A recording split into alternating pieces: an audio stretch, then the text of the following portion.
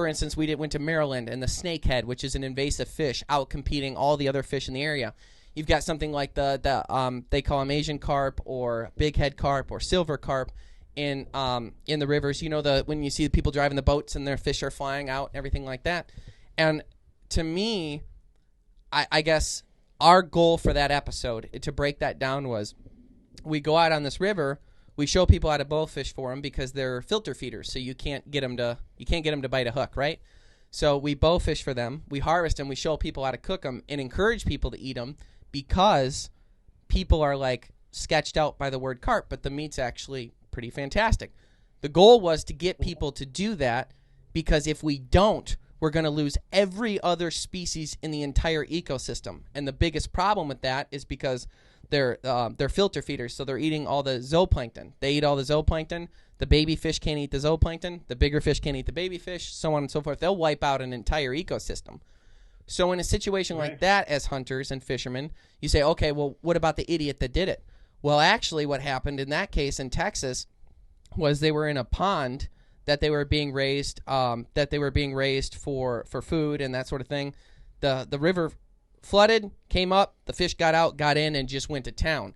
So in a system like that, and I think what you're going to find is if we release a lot of livestock with diseases and problems and issues, just like when we came over, the white people came over. I say we. Well, you're dressed like that. You make me want to say we. When people came over into North America and spread disease to Native Americans, you're going to see a giant problem with that, with the wild populations, with cattle moving in. We saw the same thing with sheep passing tons of disease, basically wiped out everything.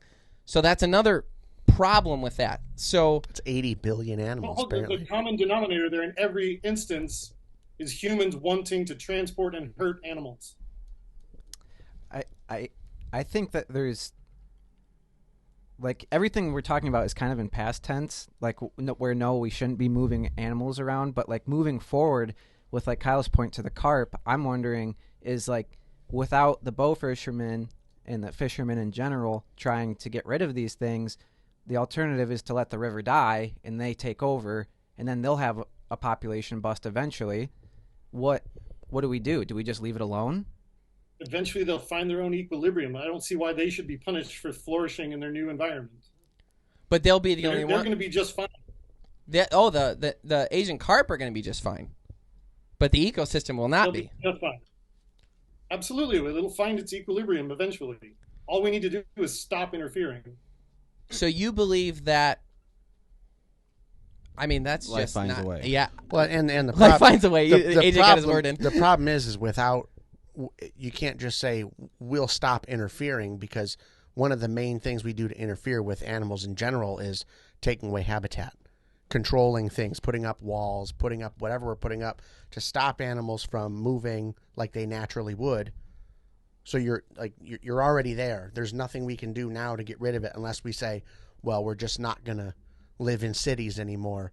We're just going to be nomads and move around like the animals do, and you're going to have an even harder time convincing people to do that than you are convincing people not to eat meat. I don't know how that follows.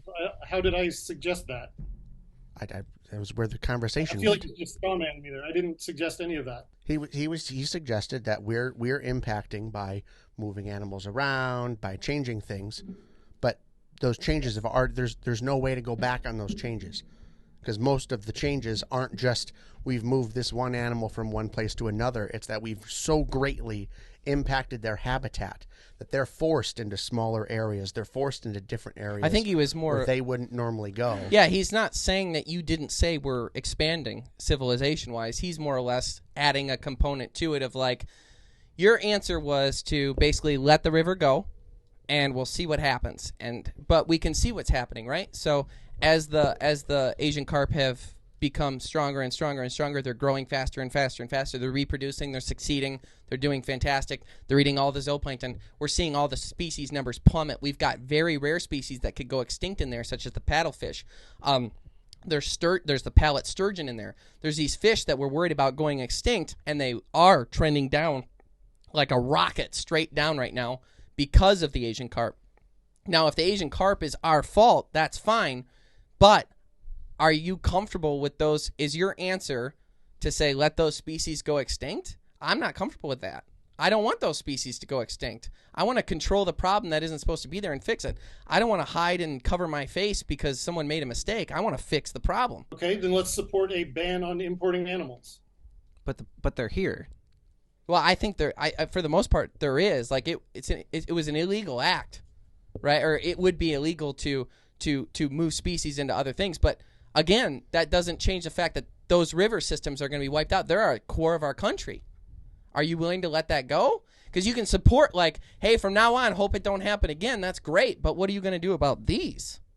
The rivers are going to be just fine. They don't. No, need no, us. they're The not. rivers have been around. No. The water might be fine and the Asian carp might be fine, but the rivers won't be fine. We know that. How? The numbers are plummeting up. I'm going to be really specific on this. Okay. The Asian carp are increasing in numbers. They are eating all the zooplankton. They're better at eating it than the native fish. There are native fish in the water, such as the pallet sturgeon and the paddlefish, that are going to go extinct at this rate if we don't get the Asian carp under control.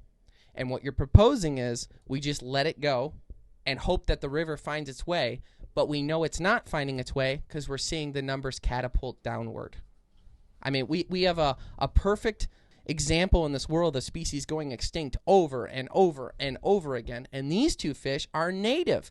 These are the fish that that Lewis and Clark were stumbling upon. Why would we want to get rid of them? And what are you proposing? That you're comfortable with all those species dying? I mean, that's the point, is like the only way to solve it is to get rid of the Asian carp. You know that because you're proposing we make it illegal to import those fish and put them in the water. No problem. No one even did that one on purpose. But what about now? Like, are you willing to let the Mississippi go? Are you willing to let the Missouri River go and just have Asian carp instead? I don't see how that follows. Asian carp have been just fine for centuries on their own until we brought them out of their natural habitat. But they're here. The fact that they get to thrive there is not their. Why should they be punished for flourishing? But why should the native fish also be punished? Due to our own fault. So in return, fault's a stretch, by the way, but go ahead. In return, to fix the problem, we get rid of the non-native so we don't kill our natives. He sounds biased for a judge, doesn't he?